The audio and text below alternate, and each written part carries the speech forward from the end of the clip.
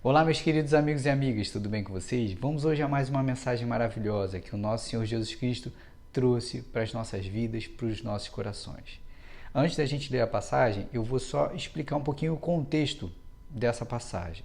Essa passagem está em 1 Samuel, capítulo 10, começa no versículo 17. Mas eu vou explicar um pouquinho para a gente não ficar aqui na mensagem lendo um trecho muito longo.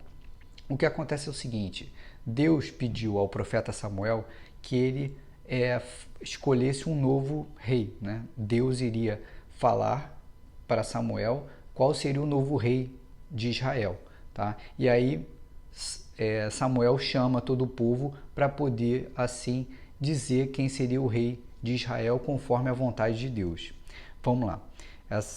Samuel fez com que todas as tribos se aproximassem, e a tribo sorteada foi a de Benjamim.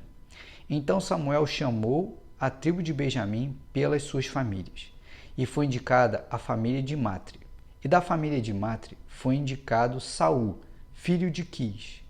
Mas, quando o procuraram, não puderam encontrá-lo, não estavam encontrando Saul. Então perguntaram ao Senhor se aquele homem já havia chegado ali. E o Senhor respondeu: ele está ali, escondido entre as bagagens. Então correram e o tiraram de lá. Ele ficou em pé no meio do povo e era o mais alto de todos, dos ombros para cima. Ele sobressaía a todo o povo. Então Samuel disse ao povo: vocês estão vendo quem o Senhor escolheu? Pois em todo o povo não há ninguém semelhante a ele. Então todo o povo começou a gritar: viva o rei! Essa passagem ela é muito interessante, né? Porque Deus escolhe Saul para ser o rei de Israel. E no momento que Deus escolhe Saul para ser o rei de Israel, quando eles falam assim, cadê Saul? Tá todo mundo procurando ele, ninguém acha. Ele está escondido entre as bagagens. Por quê? Porque ele não se vê capaz de ser rei de Israel.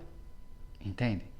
E aí olha como é interessante, ele está escondido no meio das bagagens e eles falam o seguinte, ó, então correram e o tiraram de lá. Você imagina, ele está ali assim, não, eu não me vejo capaz, eu vou ficar aqui escondidinho.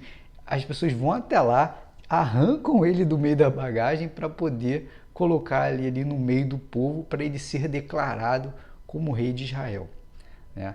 E aí todos falam viva o rei, e é muito interessante que assim as próprias pessoas, o próprio povo também não tinha muita confiança em Saul, até porque de verdade ele mesmo não tinha confiança nele, né?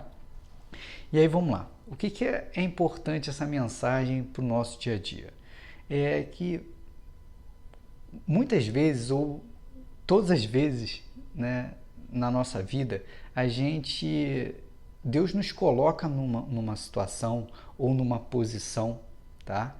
Que a gente deve cumprir algo ou ter determinadas atitudes, e que muitas das vezes a gente acha que a gente não é capaz, a gente não vai dar conta. Assim como Saul, quando Deus falou para ele assim, você vai ser rei, ele se escondeu. É a mesma coisa que acontece conosco. Deus nos coloca em situações que a gente inicialmente olha e fala assim, eu não vou dar conta.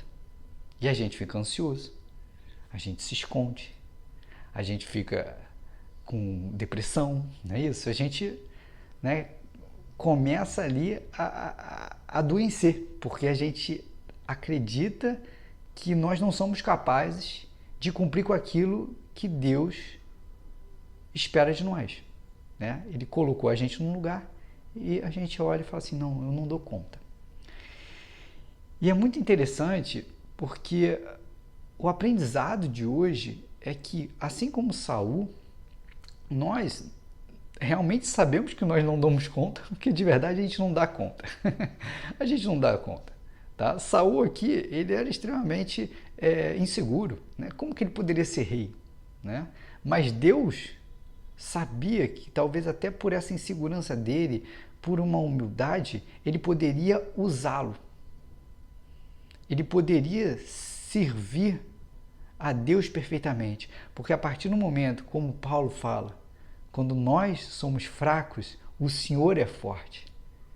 Então o que acontece é que quando a gente estiver nessas situações onde a gente sabe que não vai dar conta, faz o seguinte, admite para o nosso Senhor que a gente não dá conta. Fala assim, meu Pai, eu não dou conta dessa situação. Eu sei que sozinho eu não consigo resolver.